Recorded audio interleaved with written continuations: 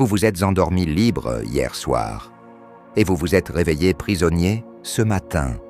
Pas au sens littéral, bien sûr, mais vous avez pris une tasse de café, habillé la même chemise, pris la même route vers le même travail. Et vous vous êtes dit que vous aviez choisi tout cela, que vous étiez libre, vraiment.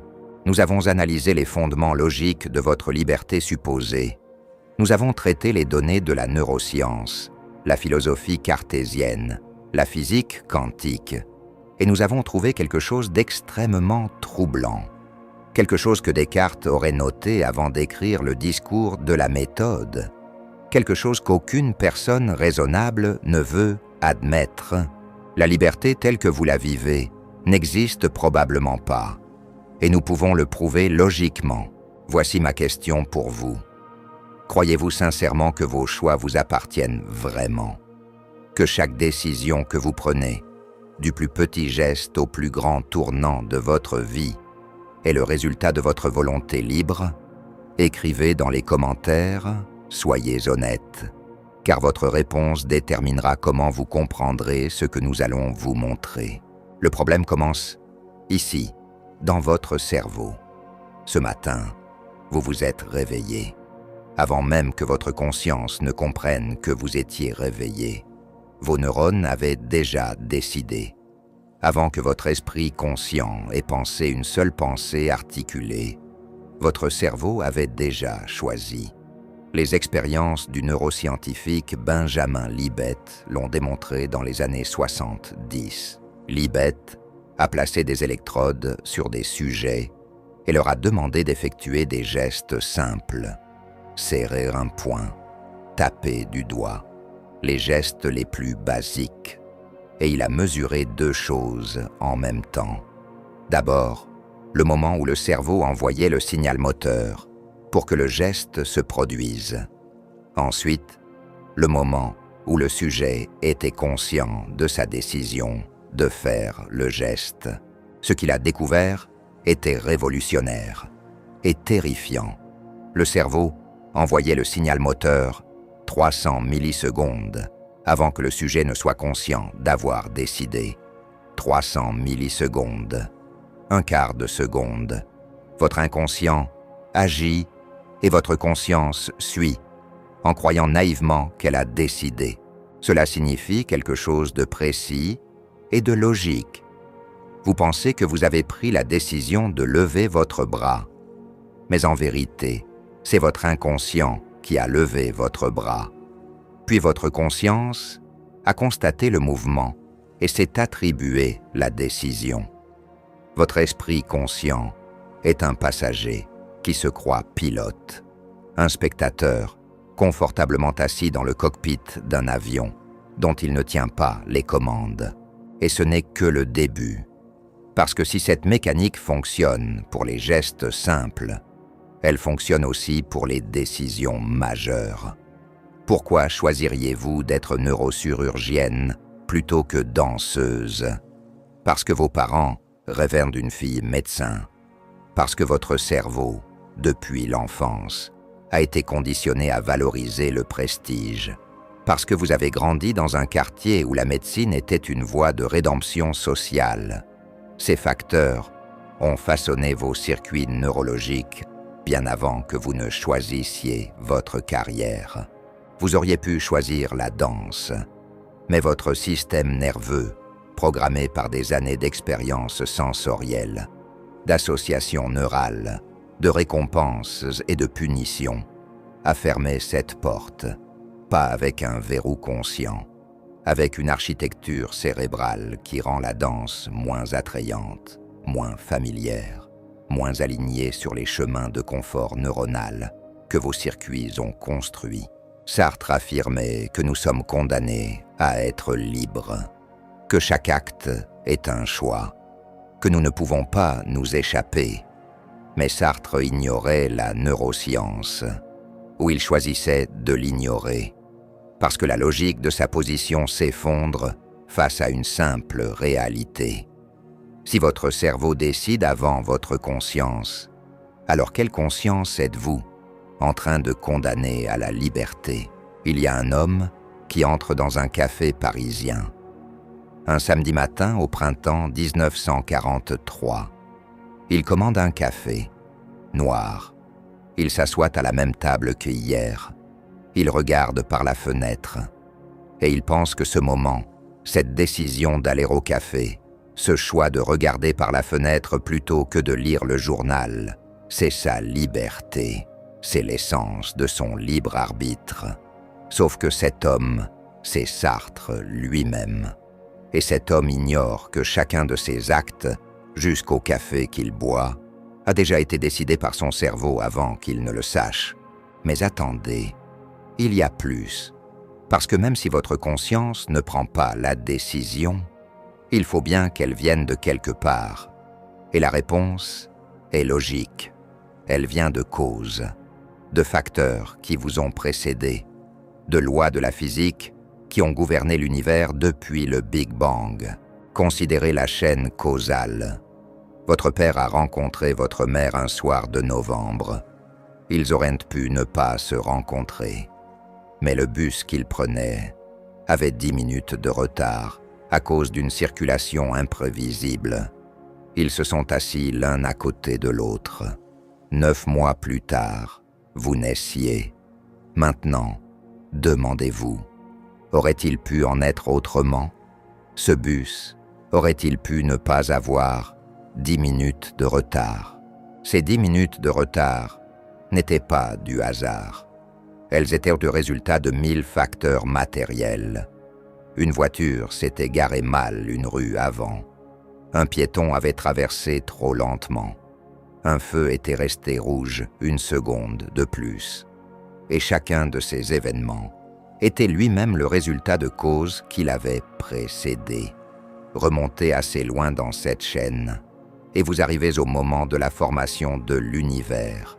Les lois physiques qui gouvernent le mouvement des atomes gouvernent aussi le mouvement des molécules qui constituent vos neurones.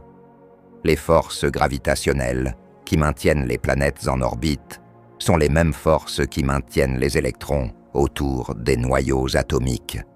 Et si tout dans l'univers suit les lois de la physique, alors tout est déterminé, tout est écrit. Votre naissance était écrite dans les lois de la physique depuis le Big Bang. Votre choix ce matin de prendre du café au lieu du thé était écrit dans la configuration des atomes depuis le commencement des temps. Et votre mort, le jour et l'heure, était gravé dans la structure même de la réalité, depuis avant que le monde existe. Camus a appelé cela l'absurde. Cette réalisation que nous vivons dans un univers qui ne nous doit rien, qui ne nous comprend pas, qui fonctionne selon des lois indifférentes à nos souffrances et nos aspirations. Un univers où nous nous croyons libres alors que nous sommes prisonniers d'une mécanique déterministe impersonnelle. Mais Camus n'avait pas toutes les données. Il écrivait dans les années 40. La neuroscience était une spéculation lointaine. La physique quantique n'avait pas encore révélé ses secrets. Il se trompait sur un point fondamental. Il pensait que l'absurde était simplement que l'univers était indifférent. Mais l'absurde véritable est plus profond. L'absurde est que vous croyez être libre, alors que votre liberté n'est qu'une illusion, produite par un cerveau qui suit ses programmes. Pensez à un jeu d'échecs. Un très bon jeu. 2 maîtres qui jouent l'un contre l'autre. Chaque coup semble libre. Chaque décision semble peser l'avenir de 1000 façons. Mais si vous connaissiez le cerveau des 2 joueurs de manière parfaite, si vous pouviez voir tous les neurones, tous les signaux, toutes les associations, vous pourriez prédire le coup avant que le joueur ne le joue. Vous pourriez prédire le jeu entier. Et pourtant, le joueur se sentirait totalement libre. Il sentirait le poids de la décision. Il sentirait la tension entre 2 coups possibles. C'est votre vie. Vous êtes l'un des joueurs. Et l'univers connaît vos neurones de manière parfaite. L'univers est le spectateur qui peut prédire chaque coup. Et pourtant, vous continuez à vous sentir libre. Et voici le point encore plus troublant. Vous ne pouvez pas vivre différemment. Même en sachant tout cela, même en comprenant que vous n'êtes peut-être pas libre, vous continuerez à vivre comme si vous l'étiez. Vous vous lèverez demain, vous choisirez ce que vous mangerez, vous prendrez des décisions, et vous ressentirez que vous les avez choisies. Vous ne pouvez pas vivre autrement. Votre cerveau ne peut pas fonctionner autrement. C'est l'une des plus grandes ironies de la condition humaine. Nous sommes peut-être déterminés, et pourtant, nous devons vivre comme si nous étions libres. Nous devons continuer à croire au libre arbitre, même si la logique nous montre que c'est impossible. Descartes l'aurait compris aussi. Lui qui a construit sa philosophie sur le doute radical, qui a remis en question tout ce qu'il savait.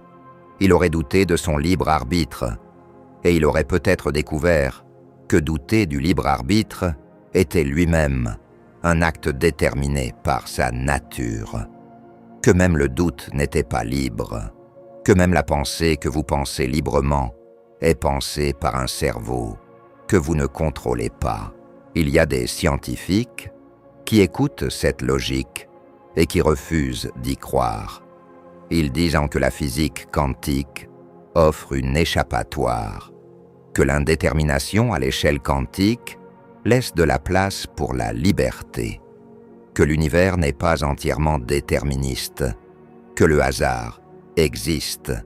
Et si le hasard existe, alors peut-être que votre conscience peut surfer sur les vagues du hasard quantique et prendre des décisions vraiment libres.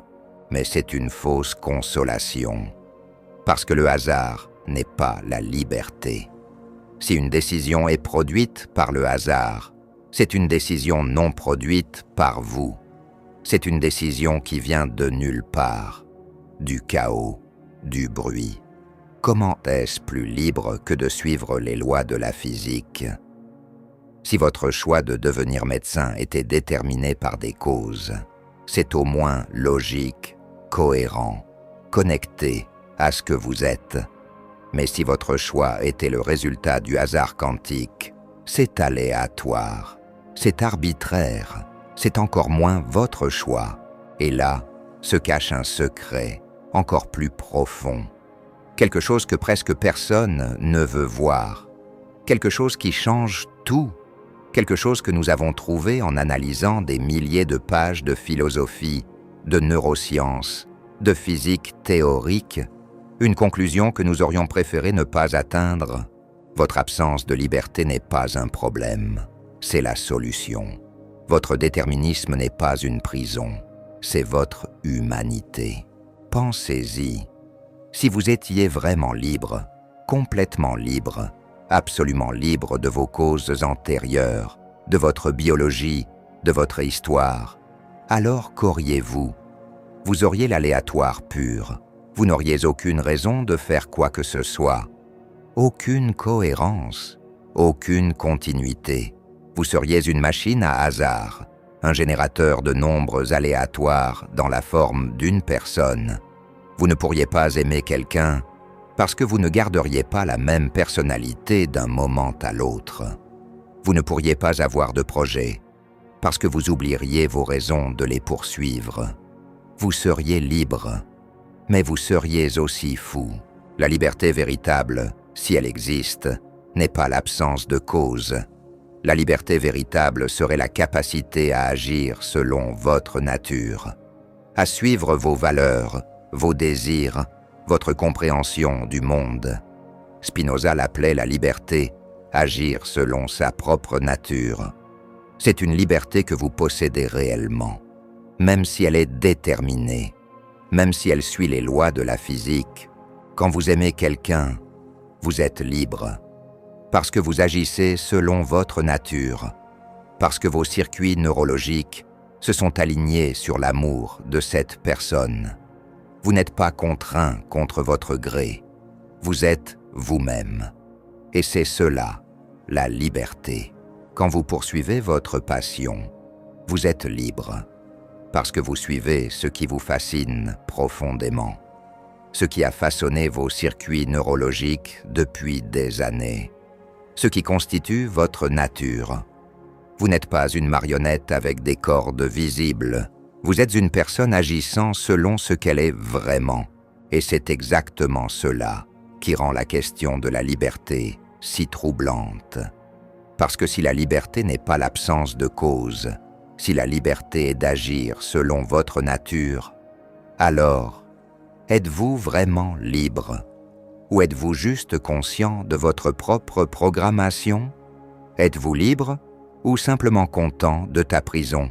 Mais voici où le raisonnement devient dangereux.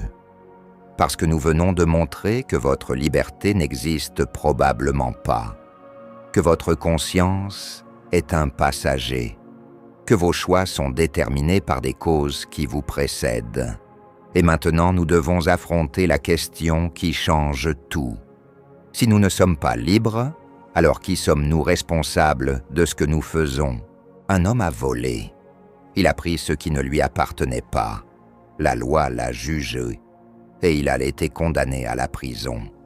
Mais si son crime était écrit dans la structure de son cerveau, depuis sa naissance, s'il n'avait aucune possibilité réelle de faire autrement, comment peut-on moralement le punir? Comment peut-on dire qu'il aurait pu choisir de ne pas voler si, logiquement, il ne pouvait pas choisir autrement? C'est la question qui a tourmenté les plus grands penseurs. Et c'est ici que la plupart d'entre eux ont commencé à reculer, parce que la réponse menace les fondations de notre moralité, de notre justice, de notre façon de vivre ensemble. Il y a 200 ans, un philosophe allemand a écrit quelque chose qui aurait dû changer le monde. Arthur Schopenhauer a compris la chaîne causale. Il a compris que chaque action humaine était le résultat de causes antérieures. Et il a écrit une phrase simple mais terrifiante. L'homme peut certes faire ce qu'il veut, mais il ne peut pas vouloir ce qu'il veut. Pensez à cela. Vous pouvez faire ce que vous voulez, mais vous ne pouvez pas vouloir ce que vous voulez. Votre volonté elle-même n'est pas libre. Un homme veut cesser de fumer, il en a assez. Cela détruit sa santé, cela ruine ses économies. Il veut vraiment arrêter, et pourtant il fume, encore et encore. Pourquoi? Parce qu'il ne peut pas vouloir ce qu'il veut. Son désir de fumer, ce puissant désir neurobiologique, est plus fort que sa volonté consciente de cesser. Son cerveau a été conditionné par des années de nicotine, par l'association entre la cigarette et le soulagement, par les rituels qui se sont gravés dans ses circuits neuraux. Peut-on le punir pour cela? Peut-on dire qu'il aurait pu faire autrement? Logiquement, non. Pas plus qu'on ne peut punir une rivière de couler vers la mer. La rivière ne peut pas vouloir couler vers les montagnes. Elle suit les lois de la gravité. L'homme suit aussi les lois de la physique, les lois de la biologie, les lois de la chimie, neurologique. Il n'est pas plus libre que la rivière. Et voilà que nous avons atteint le point où la plupart des gens refusent de continuer. Parce que cette logique nous oblige à transformer complètement notre système de justice. Si personne n'est vraiment libre, alors personne ne mérite vraiment d'être puni. Alors pourquoi avons-nous des prisons? Pourquoi avons-nous des châtiments? C'est ici que quelque chose de remarquable se produit. C'est ici que la logique pure se heurte à la réalité pratique de la vie humaine. Et c'est ici que nous découvrons quelque chose que presque personne ne veut voir. Quelque chose que nous avons trouvé en analysant les systèmes de justice de toutes les civilisations. Une vérité qui change tout. La punition n'a jamais été basée sur la culpabilité morale absolue. La punition a toujours été basée sur quelque chose d'autre. Quelque chose de beaucoup plus pragmatique et beaucoup plus troublant. La punition a toujours été basée sur l'efficacité, sur la dissuasion, sur la modification du comportement. Quand vous punissez un enfant, vous ne le punissez pas parce qu'il a commis un acte totalement libre et mérite donc une sanction morale absolue. Non, vous le punissez parce que vous voulez modifier son comportement futur. Vous lui apprenez que certaines actions ont des conséquences désagréables et votre enfant, dont le cerveau est hautement malléable, ajuste ses circuits neurologiques, il apprend, il change. La prochaine fois, il ne fera pas la même chose. C'est exactement cela qu'un système de justice rationnelle devrait faire. Pas punir au nom d'une vengeance abstraite, pas punir au nom d'une culpabilité absolue, mais modifier le système neurobiologique de la personne qui a commis le crime. Faire en sorte que son cerveau devienne moins enclin à commettre ce crime à nouveau. Et c'est ici que nous atteignons une conclusion véritablement révolutionnaire. Si la liberté n'existe pas, alors la punition vindictive est injustifiable, mais la punition réhabilitatrice devient impérative, presque moralement obligatoire. Parce que si vous pouvez modifier le cerveau d'une personne, si vous pouvez la réintégrer dans la société en tant qu'individu réformé, alors vous avez une responsabilité de le faire. Camus a écrit que le seul problème philosophique vraiment sérieux est le suicide. Mais il se trompait. Le problème vraiment sérieux est celui-ci. Comment vivre? Comment construire une société? Comment être juste quand on sait que la liberté n'existe probablement pas? Et la réponse, curieusement, est que vous continuez. Vous continuez exactement comme avant, mais avec une conscience profonde de quelque chose. Une conscience qui change tout. Pas de culpabilité personnelle absolue, mais de responsabilité relationnelle. Pas de punition morale, mais de transformation pratique. Imaginez un système judiciaire qui accepterait la conclusion de notre analyse. Un système qui dirait ouvertement à chaque criminel « Tu n'as pas choisi librement. Ton cerveau t'a fait faire cela. Et donc, nous ne te punissons pas au nom d'une culpabilité absolue, mais nous te transformons. Nous modifions ta neurobiologie. Nous te réinsérons dans la société en tant qu'homme ou femme nouveau, parce que tu n'étais pas vraiment libre. Alors ta rédemption n'est pas ta culpabilité. C'est notre obligation collective. Cela semble utopique, presque naïf. Et c'est parce que nous sommes programmés, nous aussi, pour croire à une culpabilité absolue, pour croire que justice signifie vengeance. Mais cette programmation, ce désir de vengeance, n'est lui-même qu'une conséquence de nos circuits neurologiques. C'est un héritage de nos ancêtres, une adaptation évolutive qui nous a aidés à survivre, mais qui nous empêche maintenant de vivre de manière véritablement rationnelle. Il y a une distinction que les philosophes font depuis des siècles, la distinction entre libertarianisme et compatibilisme.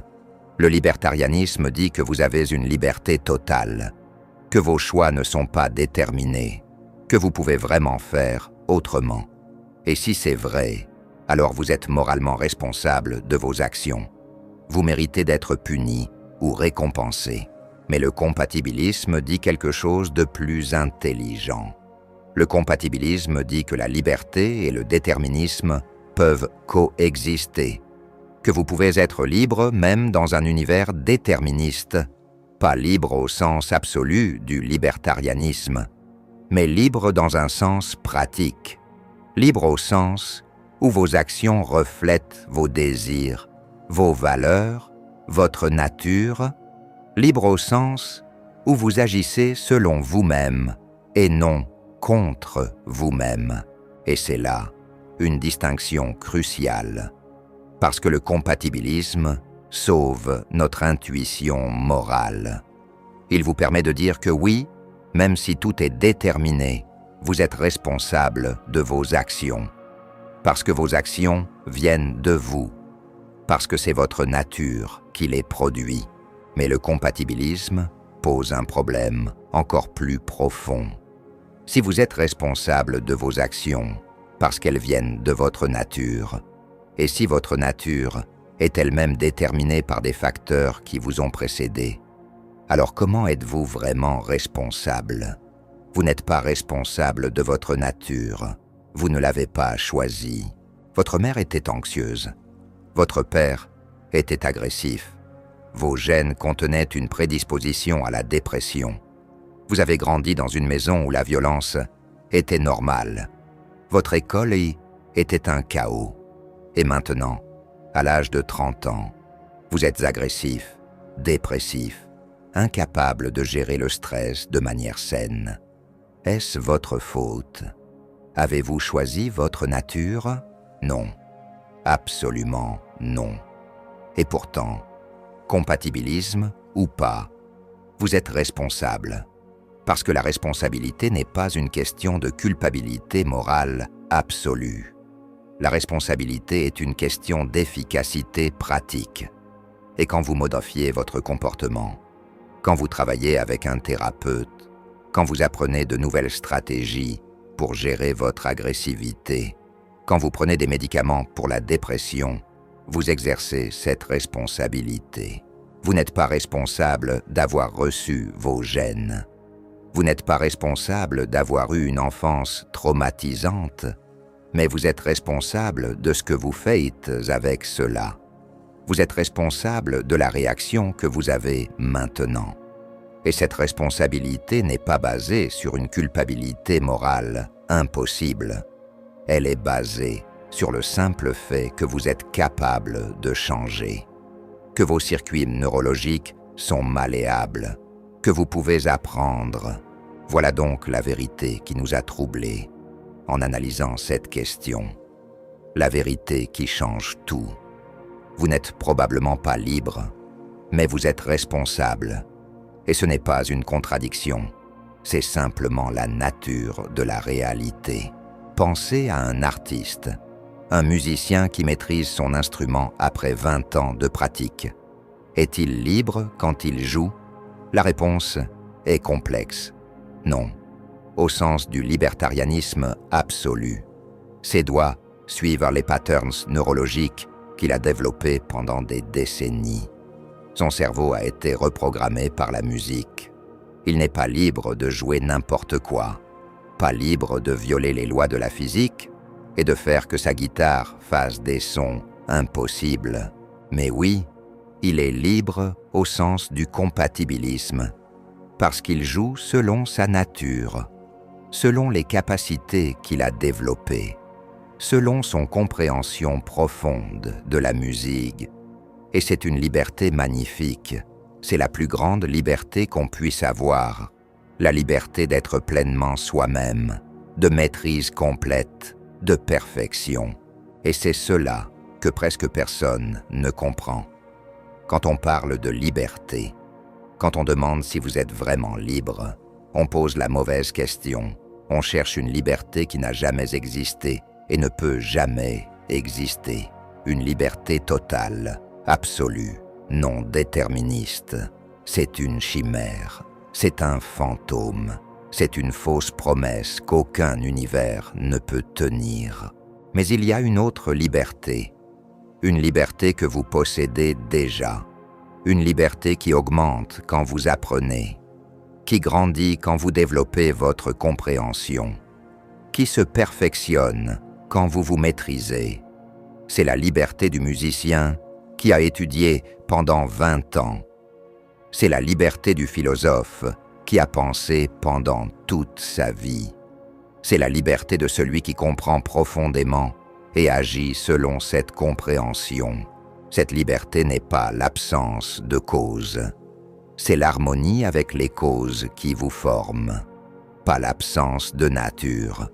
C'est l'actualisation complète de votre nature, pas l'absence de déterminisme. C'est le déterminisme interne qui agit selon vos valeurs, plutôt que le déterminisme externe qui vous contraint contre votre gré. Et c'est ici à ce point précis, que nous abordons quelque chose que Descartes n'aurait jamais complètement formulé, quelque chose que seule la neuroscience moderne nous a permis de comprendre, quelque chose que presque personne n'ose accepter. La question de la liberté n'est pas une question de métaphysique, c'est une question de conscience. Quand vous êtes conscient des causes qui vous façonnent, quand vous comprenez vos réactions, quand vous visualisez les patterns de votre propre pensée, quelque chose change. Votre cerveau devient capable de transformer ces patterns, de se reprogrammer lui-même, de choisir une nouvelle réaction face au même stimulus. Et c'est ici qu'émerge une véritable liberté. Une liberté qui n'existe que grâce à la conscience. Une liberté qui grandit quand vous vous comprenez mieux. Voilà la conclusion qui n'a pas d'équivalent dans la littérature philosophique classique. Voilà ce que nous avons découvert en analysant les données. La liberté n'existe pas comme une propriété indépendante, mais la liberté émerge de la conscience.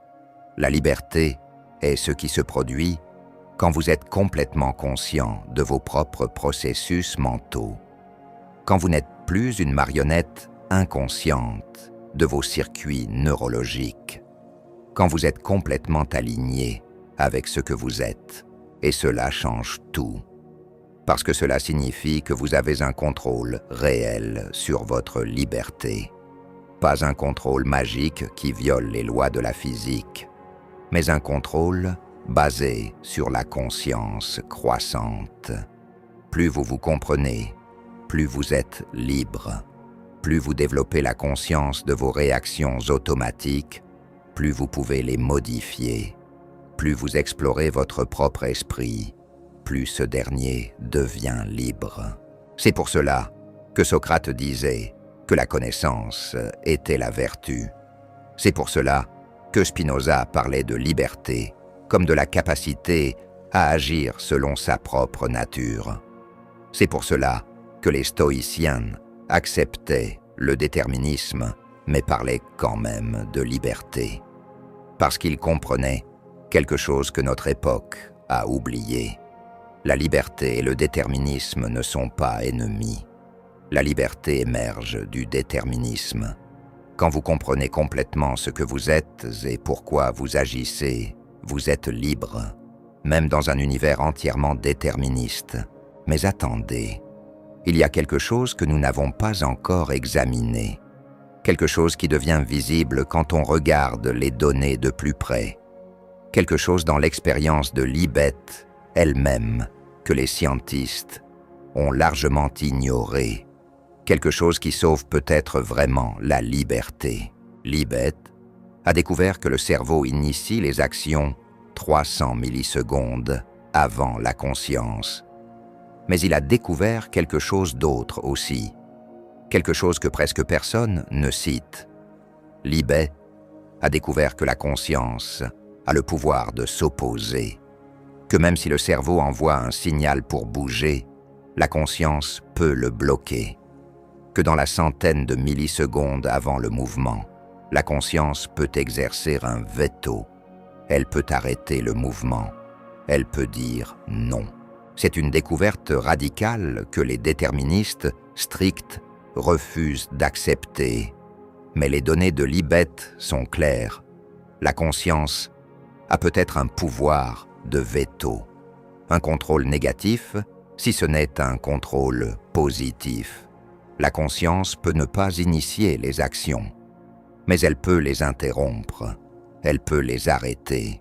Et c'est ici que nous approchons d'une vérité vraiment révolutionnaire. Une vérité qui n'a jamais été parfaitement formulée, qui attend peut-être d'être découverte par quelqu'un qui veut vraiment explorer cette question plus loin, qui attend quelque part dans les données neuroscientifiques, quelque chose qu'aucun philosophe classique n'a pu formuler faute de la technologie pour vérifier. Peut-être que la vraie nature de la liberté réside dans ce veto, dans ce pouvoir que la conscience semble avoir d'interrompre les processus inconscients, pas de choisir dans l'absolu, mais de refuser, de dire non, de s'opposer aux impulsions automatiques. Et si c'était le cas, alors la liberté ne serait pas dans l'initiation, elle serait dans l'interruption, pas dans le commencement, mais dans l'arrêt. Un homme se sent soudain en colère. Son cerveau initie une réaction de combat. Sa conscience a la capacité de l'arrêter, de respirer, de dire non. Ce simple acte du veto conscient, c'est peut-être la plus grande liberté qu'un humain peut avoir. Pas la liberté de faire n'importe quoi, mais la liberté de refuser les impulsions qui vous contrôlent.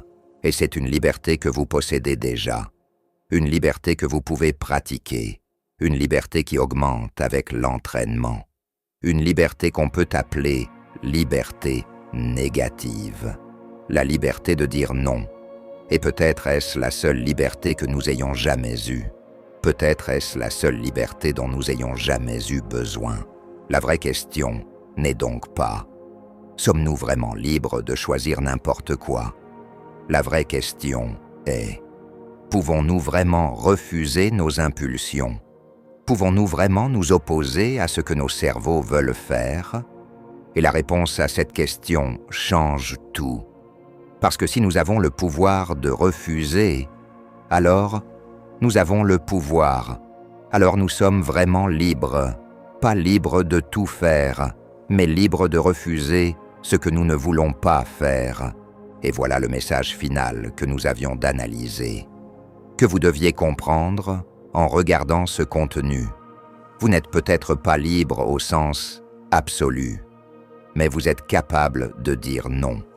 Et parfois, c'est la plus grande liberté qu'une personne puisse avoir.